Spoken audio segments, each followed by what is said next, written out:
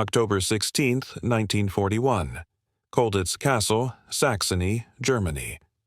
Lieutenant Pat Reid adjusted the collar of his stolen German uniform one last time. His hands were shaking, not from cold, though the October air was bitter, but from the knowledge that in approximately 90 seconds, he would walk directly past armed German guards who would shoot him on sight if they discovered the truth. The uniform wasn't perfect. He knew that. The fabric was slightly wrong. Blankets from Red Cross parcels dyed with tea and lamp black to approximate the Feldgrau gray of Wehrmacht tunics. The buttons had been carved from wood and painted to look like metal. The insignia on his collar was stitched cloth instead of proper metal badges. Under close inspection, the uniform would never pass. But Reid wasn't planning on close inspection. He was planning on confidence, on the psychology that guards see what they expect to see, on the fact that no prisoner had ever been audacious enough to simply walk out the front gate dressed as the enemy. Through the window of the castle workshop where he and Lieutenant Michael Sinclair had changed into their disguises, Reid could see the work detail forming up in the courtyard below, a mix of genuine German guards and prisoners being escorted to maintenance work outside the castle walls. In 3 minutes, that detail would march through the main gate, and Reid and Sinclair would march with them, dressed as German Unteroffiziers, non-commissioned officers who had every right to be there. Reid's heart hammered in his chest so hard he wondered if it was visible through the stolen tunic. His mouth was dry.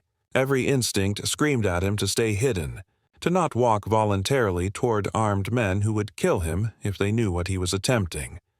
But staying in Colditz meant remaining a prisoner for the rest of the war, maybe forever. The castle, perched on a rocky promontory in Saxony, was considered escape-proof. It held the most determined escape artists the Germans had captured, men who had attempted breakouts from other camps and been sent here as punishment. The guards outnumbered the prisoners. The walls were medieval stone, 60 feet high in places. Guard towers covered every approach. Dogs patrolled the perimeter. The Germans called it Oflag 4C. The prisoners called it the Bad Boys Camp. And escaping from it was considered impossible. Which is exactly why Reid and Sinclair were about to attempt the most brazen escape in POW history, walking out the front door dressed as the enemy. "Ready?" Sinclair whispered. His face was pale, but his jaw was set with determination. He'd spent 6 weeks learning to march with proper German military posture, practicing the correct way to return a salute, memorizing basic German phrases that might be needed if anyone spoke to them. Reid nodded. He didn't trust his voice. His throat felt like it was lined with sandpaper. They descended the stairs. The castle's interior was a maze of corridors and staircases, medieval architecture that the Germans used to their advantage. Every corner could hide a guard. Every doorway could contain an officer who might notice something wrong with their uniforms. But they reached the courtyard without incident. The work detail was forming up, 20 prisoners flanked by 4 genuine German guards. Reid and Sinclair simply joined the group from the side, inserting themselves into the formation as if they'd been there all along, as if they belonged.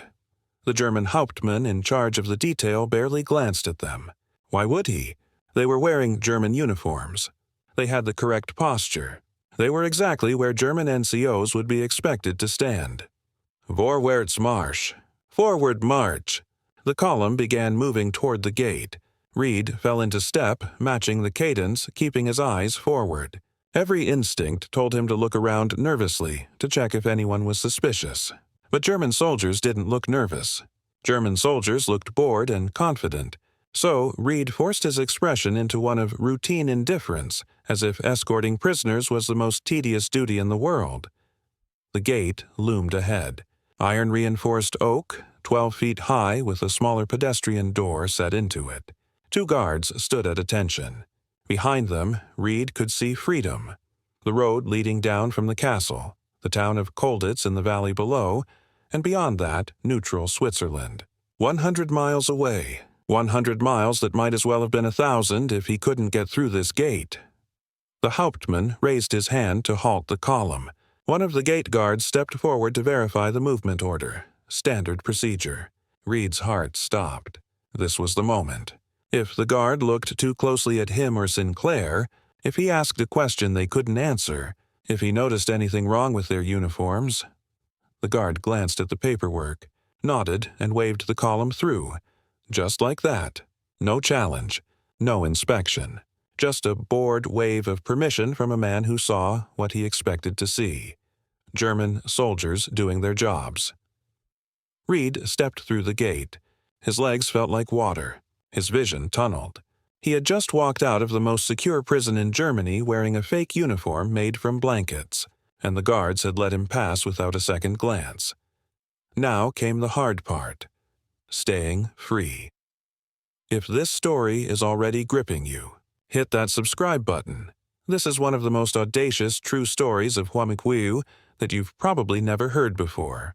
Drop a comment on where you're watching from, and understand how Reid and Sinclair reached that moment at the gate, how they went from prisoners locked in medieval stone cells to men wearing fake German uniforms. You need to understand what Colditz Castle represented in the German POW system. Colditz wasn't a standard prisoner of war camp.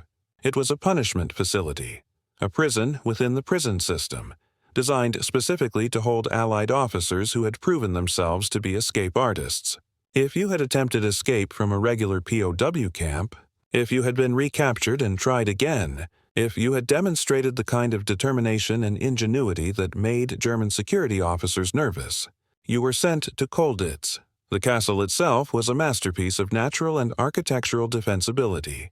Built in the 11th century on a rocky cliff above the town of Colditz, it featured massive stone walls, narrow windows, and limited access points. The Germans had added modern security measures, floodlights, machine gun positions, guard towers with overlapping fields of fire, and concentric layers of wire fencing around the outer approaches. The prisoner-to-guard ratio was roughly 1-to-1, unheard of in other camps where guards might supervise 30 or 40 prisoners. Here, every prisoner was considered a flight risk requiring constant surveillance. Roll calls occurred multiple times daily. Random searches were routine. The Germans documented every tool, every piece of material, every prisoner movement.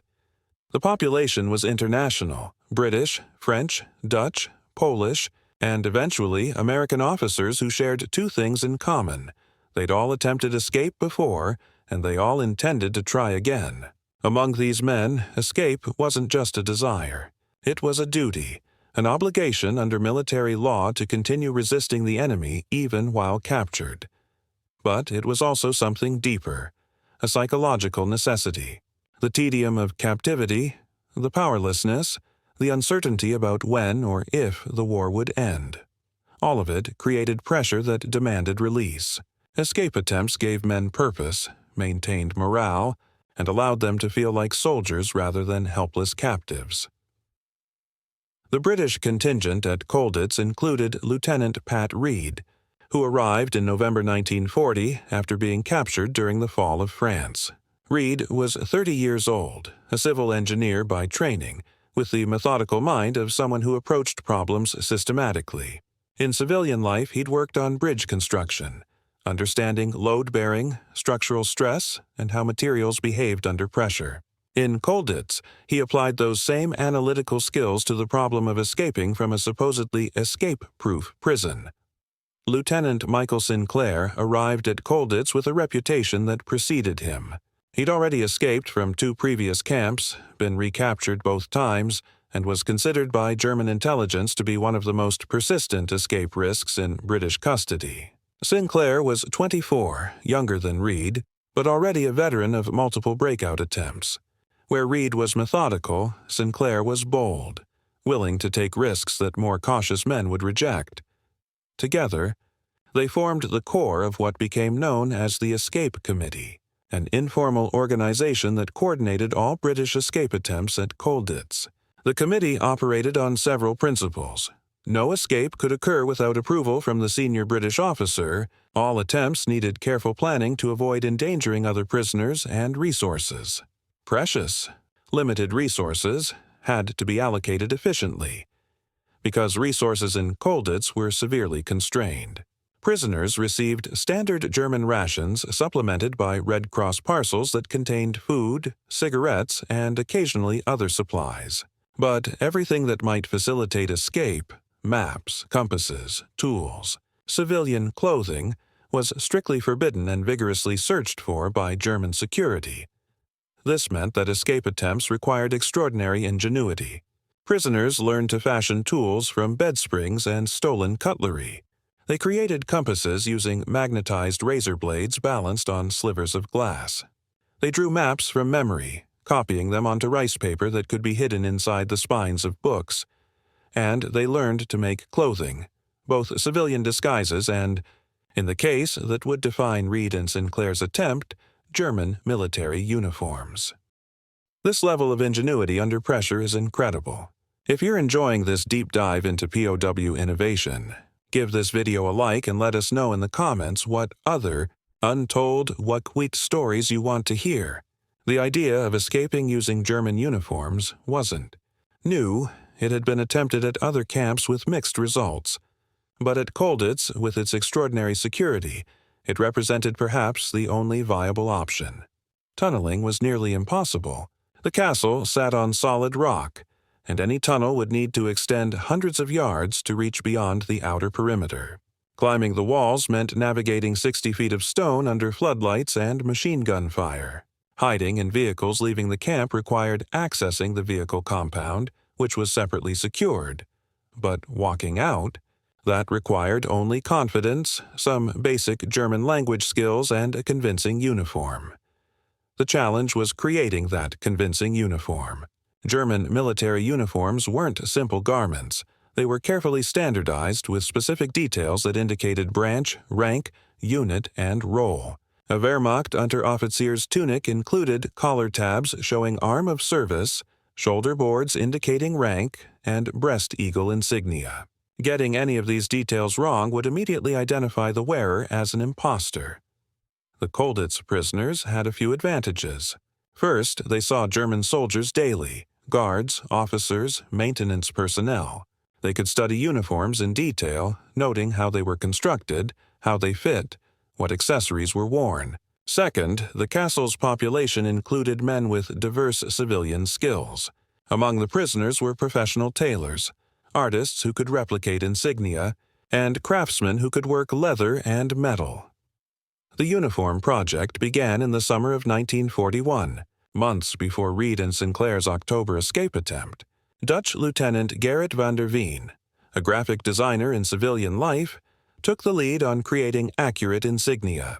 He sketched designs based on observation, then created templates that could be traced onto fabric. Other prisoners with tailoring experience, men who'd worked in clothing shops or learned sewing at home, began the painstaking work of constructing actual garments. The fabric was the first problem. German tunics were made from Feldgrau wool, field gray, a distinctive color that was neither true gray nor quite green, but something in between. The prisoners had no access to this material, obviously. What they did have were blankets. Red Cross parcels occasionally included wool blankets, intended to provide warmth in the poorly heated castle. But these blankets were the wrong color, typically brown or tan or occasionally blue. Making them look like German military wool required dyeing, and that required dye materials that prisoners weren't supposed to have. The solution came from multiple sources. Tea, stolen from the communal kitchen a few leaves at a time over weeks, provided tannins that could darken fabric. Lamp black, carbon soot scraped from the inside of oil lamps, could be mixed with water to create a dark gray tint. Some prisoners claimed that they used juice from crushed blueberries collected during rare outdoor work details. Others mentioned using ink stolen from the German administrative offices. The actual dyeing process was primitive and inconsistent. Small pieces of blanket would be soaked in makeshift dye baths hidden in water buckets, then hung to dry in areas of the barracks where they wouldn't be noticed during inspections. The color that resulted was never perfectly uniform. Some pieces came out darker, others lighter. But from a distance, especially in the varied lighting of the castle's courtyards, they could pass for Feldgrau. Cutting and sewing the fabric into recognizable uniform shapes required patterns. The prisoners couldn't simply measure a German guard's uniform. That would be impossibly dangerous. Instead, they relied on observation and estimation. Artists sketched German soldiers from a distance, noting the cut of tunics, the length of sleeves, the placement of pockets. These sketches were translated into rough patterns drawn on scraps of paper, which tailors then used to cut fabric. The sewing had to be done in secret, hidden from German searches. Prisoners created false bottom trunks where cloth and needles could be concealed beneath legitimate possessions. They worked at night after lights out, using stolen needles and thread carefully rationed to last months. The stitching had to be small and tight, no loose threads, no obvious hand-sewing characteristics that would give away the garment's improvised nature. Buttons were carved from wood or shaped from scraps of bone, then painted to look like metal. Some clever prisoners discovered they could steal actual German buttons from the laundry where guard uniforms were washed, slipping them off damaged garments before they were discarded. Each button was precious, worth more than gold in the escape economy. Insignia was perhaps the most challenging element. German collar tabs, shoulder boards, and breast eagles were made from woven cloth or metal, featuring specific designs that indicated military function. Creating convincing replicas required artistic skill and incredible attention to detail. Van der Veen led this effort with obsessive precision. He studied the collar tabs worn by guards, noting the exact colors, the pattern of the braiding, the size and shape. Then he recreated them using colored thread carefully pulled from prisoner clothing, embroidered onto fabric backing. The work was painstakingly slow. A single collar tab might take 20 hours of work, but the result, from even a few feet away, was convincing enough to pass cursory inspection. Comment below if you've ever heard this level of detail about POW escape preparations. Subscribe to make sure you don't miss Part 2, where the escape attempt reaches its climax. By October 1941, after months of secret work, the uniform project had produced 2 complete Unteroffizier tunics, along with trousers, caps, and basic accessories. They weren't perfect. Close inspection would reveal hand-stitching, improvised materials, and small inaccuracies in the insignia. But they didn't need to be perfect. They just needed to be good enough to pass in the moments when Reid and Sinclair would be most vulnerable, walking through the castle compound under observation by German guards. The escape committee selected Reid and Sinclair for the attempt based on several factors. Both men had proven themselves capable under pressure during previous unsuccessful escape efforts. Both spoke basic German, not fluently, but well enough to respond to simple questions or commands without immediately giving themselves away. And critically, both were physically similar in build to German Unteroffiziers, not too tall, not too short, with the kind of average appearance that wouldn't attract attention. The plan was simple in concept, but terrifying in execution. A regular work detail left the castle every few days to perform maintenance work in the town below. Prisoners were escorted by German guards through the main gate, down the hill, and back. The detail's timing was predictable. The route was known, and for brief moments during the formation and marching, visibility and supervision were imperfect. Reid and Sinclair would infiltrate that work detail wearing their fake uniforms. They'd march with the group through the gate, then separate from the column once outside the castle walls. In their German uniforms, they'd simply walk away from the formation. 2 German soldiers who had completed their duties and were heading elsewhere. If challenged, they'd claim to be heading to headquarters or returning to their unit. Once clear of immediate observation, they'd remove the German uniforms, revealing civilian clothing underneath, themselves improvised but less obviously counterfeit than trying to create authentic German military garments. Then they'd make their way across Germany toward neutral Switzerland, over 100 miles distant. The civilian clothing underneath presented its own challenges. German civilians in 1941 wore specific styles. Suits for men, particular cuts and fabrics that identified them as belonging to a certain time and place. Prisoners had to create these garments from even more limited resources than the uniforms. Since civilian clothes couldn't be explained if discovered during searches, suits were made from dyed prison uniforms. cut and resewn to approximate German civilian fashion. Shoes were the biggest problem. Allied military boots looked nothing like civilian footwear, and making convincing shoes from scratch was nearly impossible. Some prisoners had received shoes in Red Cross parcels intended for recreation. These were guarded jealously and shared among multiple escape attempts. For Reid and Sinclair's attempt, both men wore their improvised civilian clothes beneath the German uniforms, layers that made them look slightly bulkier but weren't obvious under the loose-fitting tunics. In their pockets, they carried forged identity papers, created by yet another subset of talented prisoners, a small amount of German currency acquired through bribery and black market trading, basic supplies, and maps drawn from memory based on pre-war geography. The psychological preparation was perhaps as important as the physical. Both men spent weeks practicing German military bearing: how to stand, how to march, how to salute.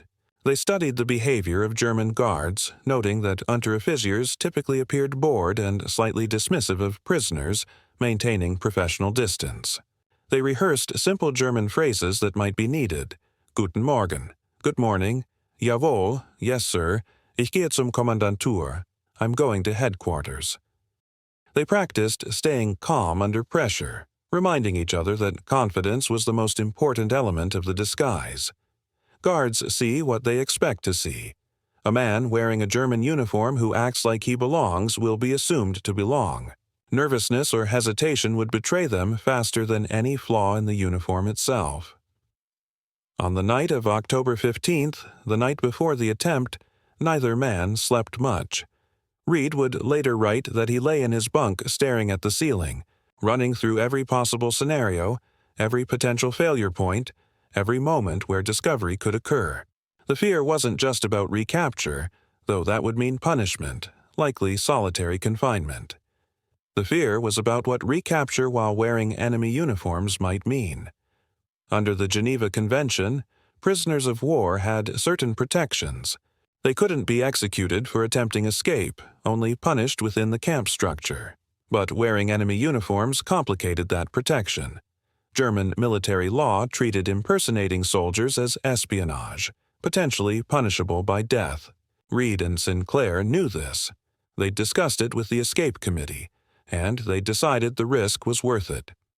Because the alternative, spending years, possibly the rest of their lives locked in Colditz Castle, was unbearable. Better to risk death attempting freedom than to accept imprisonment passively. The morning of October 16th arrived with cold autumn weather. Roll call occurred at 7 a.m. as always. Prisoners standing in the courtyard while German guards counted and recounted to ensure no one had vanished during the night. Reid and Sinclair stood with their squadrons, wearing their normal prisoner uniforms, giving no indication of what would happen later that day. After roll call, prisoners returned to their routine: breakfast of ersatz coffee and black bread, recreation time in the courtyard, the grinding boredom of captivity, day after day of nothing changing, nothing happening. Except today was different. Today, two men would attempt the impossible. At 2 p.m., Reid and Sinclair made their way separately to the workshop where the uniforms were hidden. A lookout system, prisoners positioned to watch for German patrols, allowed them to reach the room unobserved. They changed quickly, hands shaking despite months of preparation. The uniforms fit reasonably well. The fabric felt wrong against their skin, coarser than real military wool, slightly stiff from the improvised dye. But visually, looking at themselves in a small mirror, they could pass. The collars felt tight, the boots pinched. The weight of the deception settled on their shoulders like a physical burden. But there was no turning back now. The work detail would form up in minutes. If they missed this opportunity, it might be weeks or months before another chance appeared. They descended to the courtyard and walked toward freedom wearing the uniform of the enemy. The tension in this moment is unbelievable. Make sure you're subscribed because Part 2 will reveal whether Reid and Sinclair made it to Switzerland, and the shocking fate of one of these two brave men. They were through the gate, outside Colditz Castle's walls. Free, or at least as close to free as escaped prisoners wearing fake German uniforms could be. Pat Reid's mind raced as the work detail continued down the hill toward the town. And Michael Sinclair needed to separate from the group without attracting attention, then disappear before anyone realized that 2 German soldiers who'd marched out with the detail were now missing. The plan called for them to split from the column during a turn in the road where buildings temporarily blocked the line of sight from the castle. It would give them maybe 30 seconds of invisibility, 30 seconds to step out of formation, duck behind a building, and vanish into the town. But as they approached that critical corner, Reid saw something that made his blood run cold. Another German patrol was approaching from the opposite direction, a squad of Wehrmacht soldiers marching up the hill toward the castle. The 2 groups would pass each other right at the point where Reid and Sinclair had planned to break away. There was no time to abort, no way to communicate the change in circumstances to Sinclair without speaking and potentially being overheard. They'd have to improvise, adjusting the plan on the fly while wearing enemy uniforms and hoping that the confusion of 2 groups passing each other would provide enough cover. The columns drew closer. Reid could see the faces of the approaching German soldiers, real Wehrmacht troops, not prisoners in disguise. Young men, most of them, probably conscripts doing their service. They looked bored, tired, completely unaware that 2 of the soldiers they were about to pass were actually British officers attempting one of the most audacious escapes of the war. The groups met. For a moment, chaos, soldiers pressing to the sides of the narrow road to let the other column pass, momentary confusion about who had right of way, NCOs shouting orders. In that confusion, Reid and Sinclair simply stepped sideways, merged with the upward-bound column for a few paces, then slipped behind a building as both groups continued on. Just like that. They were alone, standing in a narrow alley in the town of Colditz, wearing fake German uniforms with no one immediately pursuing them. Reid's hands were shaking so badly he had to press them against the stone wall to steady himself. Sinclair was breathing hard, his face flushed with adrenaline. They'd done it. They'd actually walked out of Colditz Castle, the supposedly escape-proof prison, by simply pretending to be German soldiers. Now came the next impossible part, staying free long enough to reach Switzerland. They needed to change out of the German uniforms immediately. The disguises had served their purpose getting them through the gate, but wearing enemy military uniforms while traveling across country was too dangerous. If recaptured in German uniforms, they could be shot as spies rather than returned to prison as escaped POWs. In the shelter of the alley, they quickly stripped off the tunics and trousers, revealing the civilian clothing underneath. The fake uniforms went into a trash bin, buried under refuse. Within 2 minutes, Reid and Sinclair had transformed from German Unteroffiziers into German civilians, or at least into prisoners wearing civilian disguises that hopefully would pass cursory inspection. They split up. This was planned. 2 men traveling together would attract more attention than individuals, and if one was captured, the other might still make it. They would each attempt the 100-mile journey to Switzerland independently, using different routes, different tactics. Reid headed southwest. His plan was to follow back roads and forest paths, avoiding major towns where police presence would be high. He had a forged travel permit identifying him as a Dutch laborer traveling for work, one of hundreds of foreign workers the Germans had conscripted from occupied territories. The papers weren't perfect, but in the general chaos of wartime Germany, they might be good enough. Sinclair chose a more audacious route. He would attempt to blend into the railway system, using his civilian disguise and forged papers to buy a ticket and travel by train toward the Swiss border. It was riskier, more checkpoints, more opportunities for discovery, but potentially faster. The longer they were loose, the greater the chance that their absence would be discovered and alarm raised. This is the most vulnerable moment, free but not safe. If this escape story is keeping you on the edge of your seat, hit that like button and drop a comment about which route you would have chosen. Pat Reid's journey to Switzerland would take 6 days of nearly constant walking, hiding, and nerve-wracking encounters with German civilians and authorities.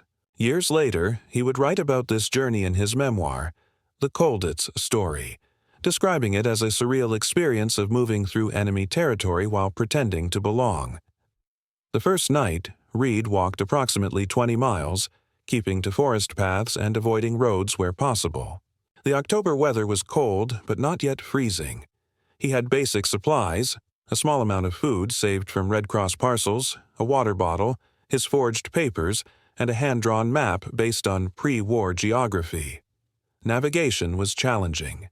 He had no compass and had to estimate directions using the sun during the day and stars at night.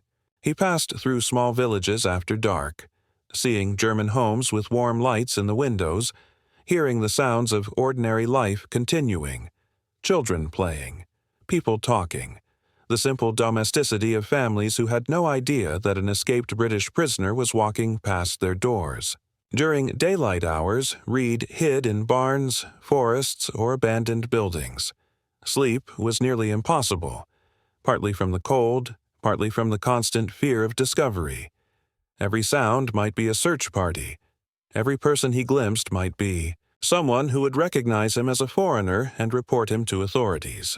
On the third day, Reid's civilian disguise was tested.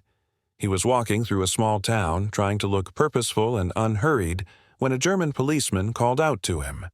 Reid's German was basic but functional.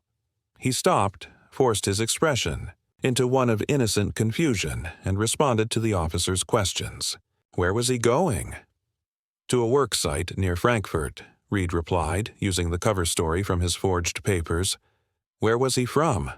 Holland, displaced by the war, working for the Reich. The policeman studied him for a long moment. Too long, Reid thought, certain that something had given him away. Then the officer nodded and waved him on. A routine check, nothing more. Reid's legs nearly gave out from relief, but he forced himself to keep walking at a steady pace until he was out of sight. Then he detoured into the woods and sat shaking for 10 minutes, overwhelmed by how close he'd come to recapture. By the 5th day, Reid had covered over 80 miles and was approaching the Swiss border region. This was the most dangerous phase. German border security was heavy, with patrols specifically watching for deserters, smugglers, and escaped prisoners. The border itself was marked by fences, watchtowers, and cleared zones where anyone attempting to cross would be visible to guards. Reid watched the border area for hours from concealment, noting patrol patterns and looking for weak points. Late on the 6th night, when moon was hidden by clouds and visibility was minimal, he made his attempt. He crawled through a field toward the fence, moving slowly to avoid making noise or being spotted by patrols. The fence was barbed wire, 3 strands high. Reid used his jacket to press down the top strand and rolled over, catching his trousers and tearing them but making it through. Then he ran, across the cleared zone, expecting at any second to hear shouts or gunfire, into the Swiss side, where different border guards with different orders waited. He identified himself as a British officer who had escaped from German captivity, showed his military identification that he'd kept hidden throughout the journey, and requested asylum under international law. The Swiss guards, neutral but generally sympathetic to Allied escapees, took him into custody, not as a prisoner, but as an internee who would be held until the war's end or until arrangements could be made to repatriate him to Britain. Pat Reid had made it. 6 days, over 100 miles, through enemy territory. And he was free. Michael Sinclair was not so fortunate.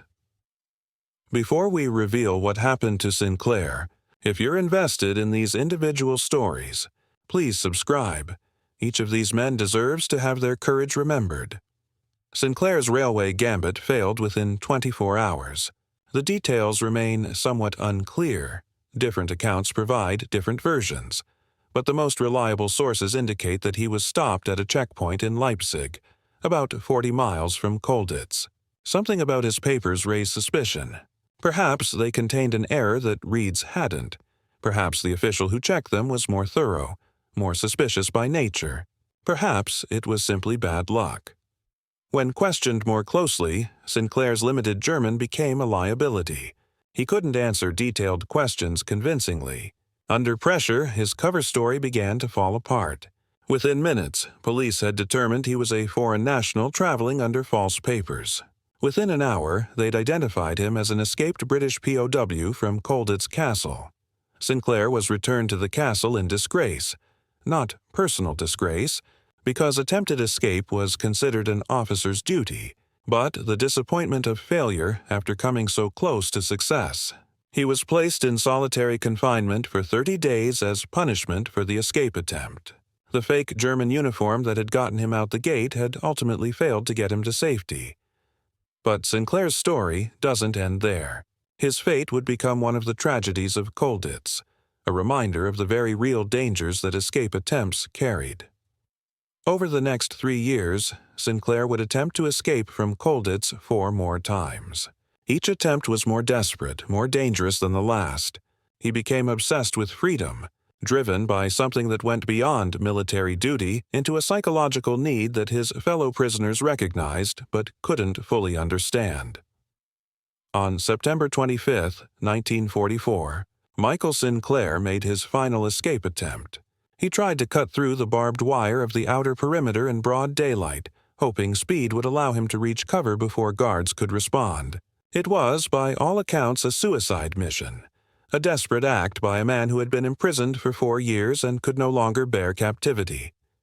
German guards shot him as he ran. He died within minutes, becoming one of the few Allied POWs killed at Colditz Castle.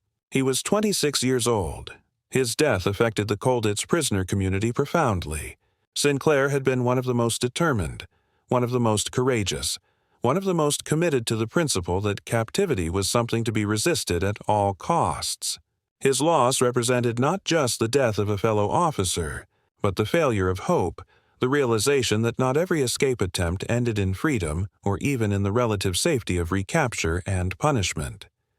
Years later, Pat Reid would write about Sinclair with tremendous respect and sadness, noting that the man who had walked out of Colditz beside him, wearing a fake German uniform, had never truly escaped. He just postponed his fate for 3 more years of imprisonment that eventually broke something essential inside him. Sinclair's story is a sobering reminder of the psychological cost of captivity. If this deep dive into individual experiences is compelling, share this video with anyone who appreciates untold history. While Reid and Sinclair's October 1941 escape was underway, the German uniform technique was being refined and developed at another camp that would become even more famous for its escape attempts: Stalag Luft III. Stalag Luft III was located near Sagan, today Żagań, Poland, about 100 miles southeast of Berlin. Unlike Colditz, which held army officers from multiple nations, Stalag Luft III was specifically designed for captured Allied airmen, pilots, navigators, bombardiers, and aircrew who had been shot down over occupied Europe. By 1943, it held thousands of British, American, Canadian, and other Allied Air Force personnel. The camp was purpose-built for security. It featured wooden barracks raised on stilts to prevent tunneling, double fences with guard towers positioned for overlapping fields of fire, seismographic sensors buried underground to detect tunnel digging, and a sandy soil that collapsed easily and showed traces of excavation. The Germans considered it escape-proof, a term that, like at Colditz, was viewed by prisoners as a challenge rather than a statement of fact. The prisoner population at Stalag Luft III included an extraordinary concentration of intelligence, technical skill, and determination. These were men who had volunteered for one of the war's most dangerous duties, flying combat missions over Germany where losses often exceeded 50%. They weren't the type to accept captivity passively. Beginning in 1943, an elaborate escape organization formed under the leadership of Squadron Leader Roger Bushell. He'd a South African RAF officer who had been shot down and captured in 1940. Bushell's plan was unprecedented in scope, a mass escape that would get over 200 men out of the camp simultaneously through tunnels. with each escapee equipped with forged papers, civilian clothing or German uniforms, maps, and supplies. The operation became known as the Great Escape, and while it's famous for the tunneling, 3 tunnels codenamed Tom, Dick, and Harry dug to unprecedented depth and length, what's less well known is the massive operation to produce escape materials, including German uniforms. The uniform production at Stalag Luft III was far more sophisticated than the small-scale efforts at Colditz. The prisoners had access to more materials through Red Cross parcels, black market trading with guards, and systematic theft from camp stores. More importantly, they had time and organization. The escape planning took over a year, allowing for careful development of techniques and accumulation of resources. Flight Lieutenant Des Plunkett, who had worked in his family's tailoring business before the war, led the uniform fabrication effort. He organized a secret workshop hidden beneath the barracks floors, accessible through a trapdoor concealed under a stove. The workshop contained sewing machines, stolen piece by piece from the German maintenance stores and reassembled, needles, thread, and cutting tools. Lookouts stationed throughout the barracks could warn of approaching guards, giving the workers time to hide everything and replace the floor panels. The fabric sourcing for Stalag Luft III uniforms was similar to Colditz but on a larger scale. Blankets were dyed using mixtures that had been refined through experimentation. The prisoners discovered that combining lamp black with certain types of soil created a more convincing Feldgrau color than dye alone. Mattress canvas, when treated properly, could approximate the texture of German military wool. Even old RAF uniforms were cut apart and re-dyed, their material repurposed into German tunics. The scale of this operation was incredible, an underground factory producing escape materials. If you're amazed by this level of organization, hit that subscribe button for more deep dives into WWII's most ingenious operations. The uniform designs at Stalag Luft III were more accurate than earlier Colditz attempts because the prisoners had better reference materials. Through systematic observation and occasional bribery of guards, they obtained actual German uniform pieces, a collar tab here, a button there, sometimes even a complete garment that could be borrowed briefly from the laundry and returned after patterns were made. Artists in the camp, including several who had worked as commercial illustrators before the war, created detailed drawings of German insignia that could be reproduced through embroidery or painting. The level of attention to detail was extraordinary. They matched thread colors precisely. They measured the exact spacing of collar tab decorations. They even aged new fabric and insignia to look worn, because brand new uniforms on supposedly experienced soldiers would attract suspicion. By March 1944, the uniform production team had created over 30 complete German Guard uniforms, ranging from simple privates' tunics to more elaborate NCO and officer uniforms. Each uniform was assigned to a specific escaper based on their German language ability and personal characteristics. Men who spoke fluent German received officer uniforms that would allow them to issue orders and move with authority. Those with limited German received privates' uniforms that wouldn't be expected to speak much. The escape occurred on the night of March 24, 25. WWII 1944. Tunnel Harry broke through beyond the camp's outer perimeter, and 76 men crawled through over several hours. 3 of these men wore German uniforms and attempted to walk openly through the surrounding area rather than hiding in the woods like most escapers. Flight Lieutenant Eric Williams was among those in uniform. His escape route called for him to walk to the nearest railway station, buy a ticket, and travel by train toward the French border, then make his way through occupied France to Spain. The audacity was breathtaking. A British officer openly traveling through Germany in a stolen German uniform, counting on confidence and quality forgery to carry him through checkpoints. Williams' journey would become one of the few success stories of the Great Escape. His German was good enough to pass basic interactions. His uniform, while not perfect, was convincing enough that tired guards at railway checkpoints waved him through without close inspection. The forged papers created by the camp's document team identified him as a German soldier traveling on leave, with stamps and signatures that appeared legitimate. He traveled for 3 days. sleeping in railway waiting rooms and cheap hotels, eating in Wehrmacht canteens where his uniform gave him access, always maintaining the persona of a bored German soldier going about routine business. The psychological pressure was enormous.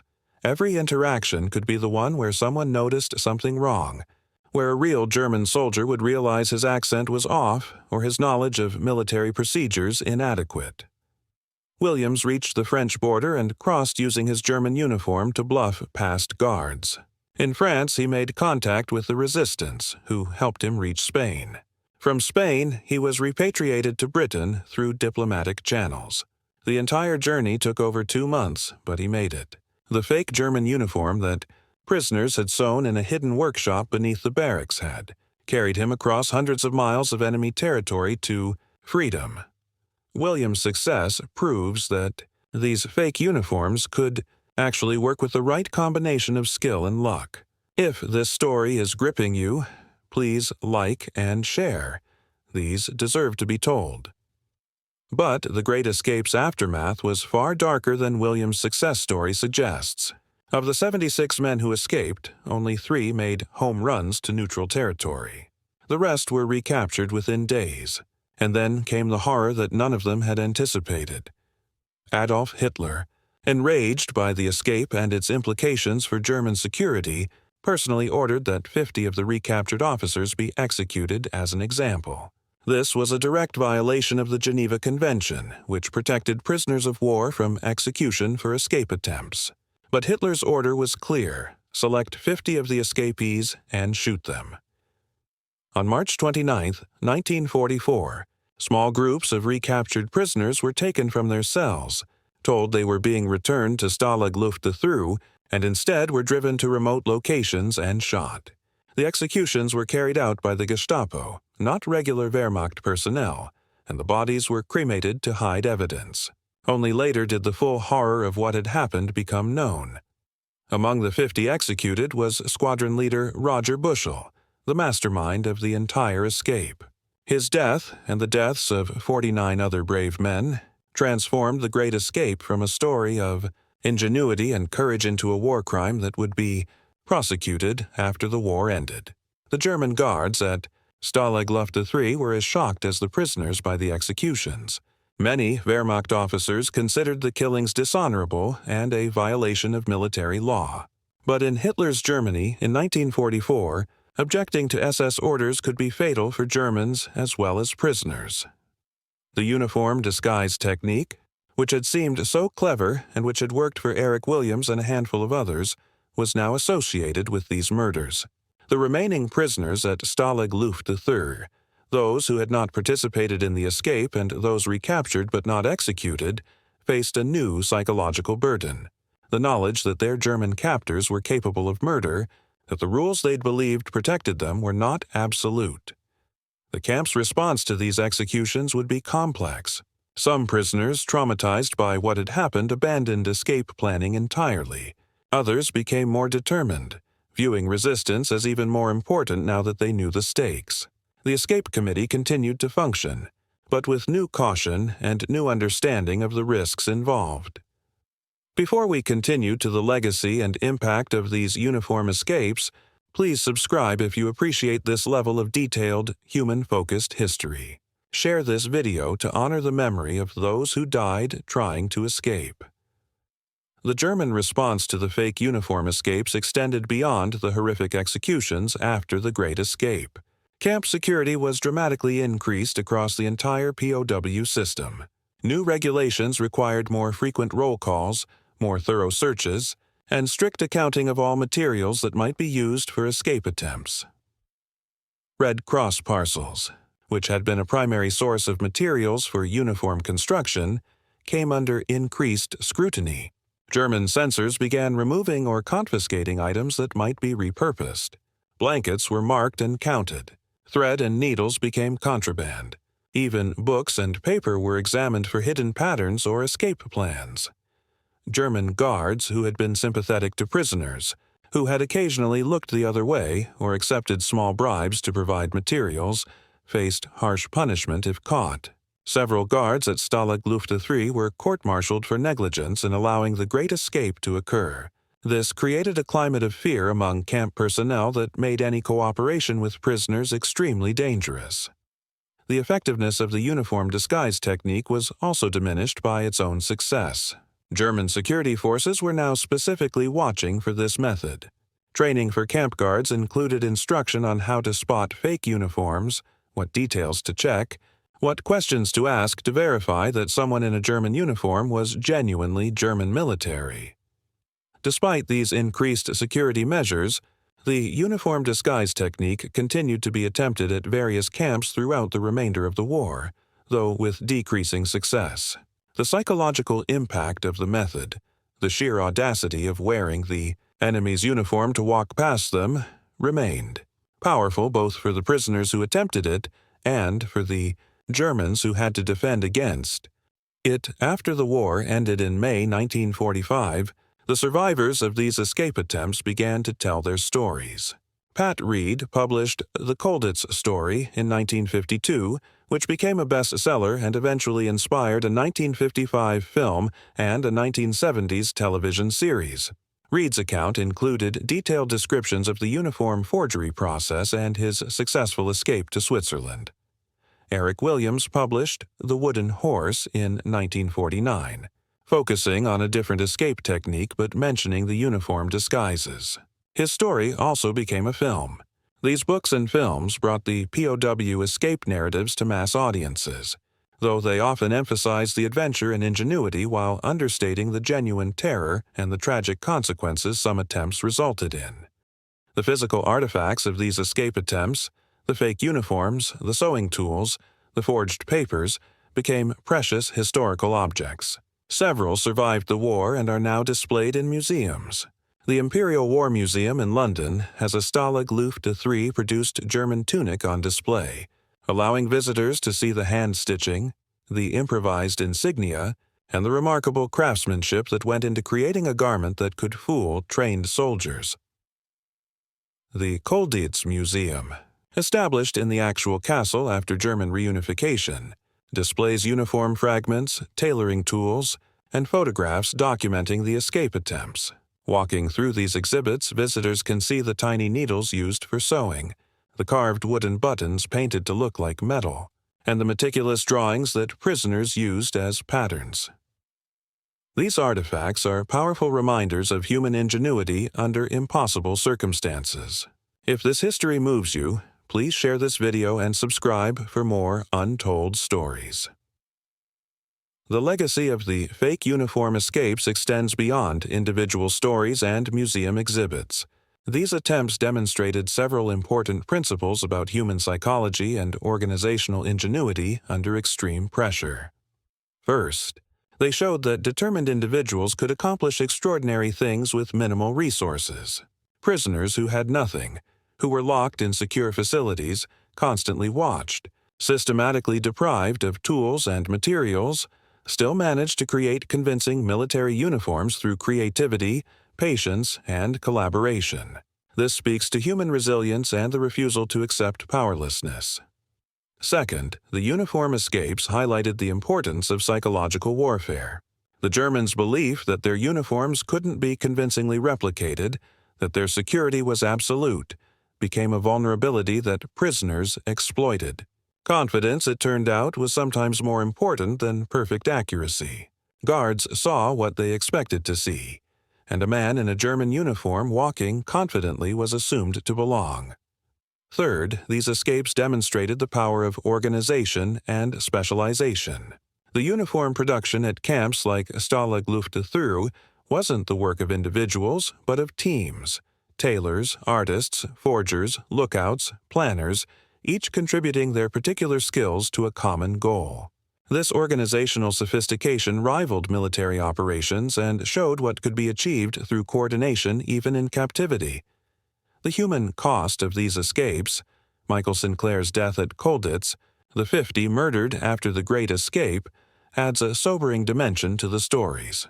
These weren't adventures or games. They were desperate acts by men who valued freedom more than safety, who were willing to risk death for the chance to return to their families and their duties.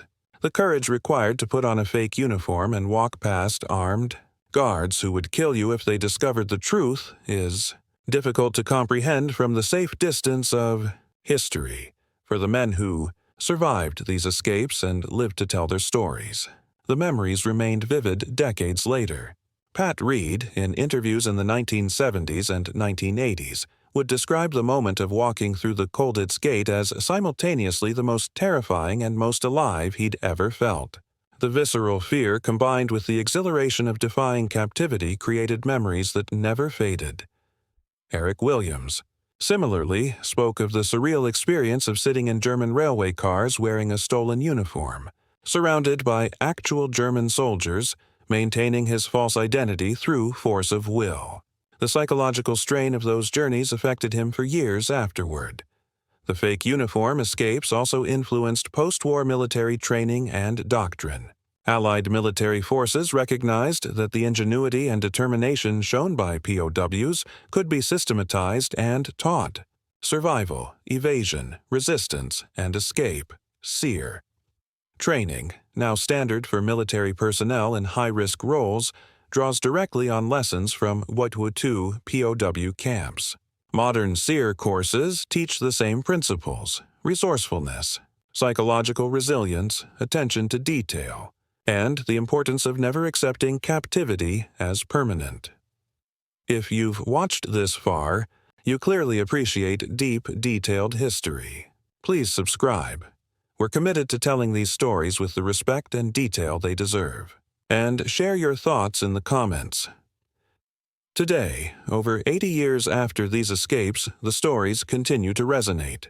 They appear in documentaries, books, and educational materials as examples of courage and ingenuity. Each Remembrance Day or Veterans Day, survivors and their descendants gather at memorials to honor those who attempted escape and especially those who died trying. The fake uniforms themselves, the ones preserved in museums, have become powerful symbols. They represent the refusal to surrender to circumstances, the determination to maintain dignity and agency even in captivity, and the extraordinary things humans can accomplish when pushed to extremes. For students of history, these escapes offer lessons about resistance, about the importance of maintaining hope under oppression, and about the real human cost of war beyond the battlefield. The men who stitched together fake German uniforms from blankets weren't trying to be heroes. They were trying to go home. But in attempting that, in refusing to accept their imprisonment as permanent, they demonstrated a form of heroism that deserves remembering. The question, would I have had that courage, is one that these stories prompt us to ask ourselves. Could we put on a fake enemy uniform and walk past armed guards? Could we spend months secretly sewing, knowing discovery meant punishment? Could we risk death for the chance of freedom? Most of us will never face those choices. We live in circumstances where such desperate measures aren't required. But the existence of these stories, the knowledge that ordinary men, tailors, pilots, engineers, artists, found that courage when it was demanded, tells us something important about human potential. The fake German uniform escapes weren't the largest operations of WWII. They didn't change the war's outcome. They didn't destroy strategic targets or win crucial battles. But they mattered enormously to the men who attempted them, to the families waiting for them to return home, and to the historical record that documents what humans are capable of under extreme duress. Pat Reid made it home. Eric Williams made it home. They lived long lives, raised families, contributed to their societies, and eventually told their stories so that others could understand what they'd endured and achieved. Michael Sinclair didn't make it home. The 50 men executed after the Great Escape didn't make it home. Their stories end in tragedy, but their courage in attempting escape, their refusal to accept imprisonment passively, deserves equal recognition. The fake German uniforms, sewn in secret workshops by men who had every reason to give up hope but didn't, stand as testament to human resilience. They weren't perfect. They wouldn't have passed detailed inspection, but they were good enough to get brave men through gates and past guards, giving them the chance to reach for freedom. That, ultimately, is what these stories teach us, that hope matters, that ingenuity matters, that courage matters, even when success isn't guaranteed. Especially when success isn't guaranteed. The men who wore fake German uniforms out of POW camps knew they might fail. They knew they might die trying. They attempted escape anyway because the alternative, accepting captivity without resistance, was unbearable to them. Their choice to try, to risk everything for freedom, is what makes their stories worth remembering 8 decades later. Thank you for watching this deep dive into one of WWII's most audacious escape techniques. If this story moved you, please like, share, and subscribe. Check out our other videos for more untold stories from history that deserve to be remembered. And leave a comment sharing your thoughts. These stories matter, and discussing them keeps the memory of these brave men alive.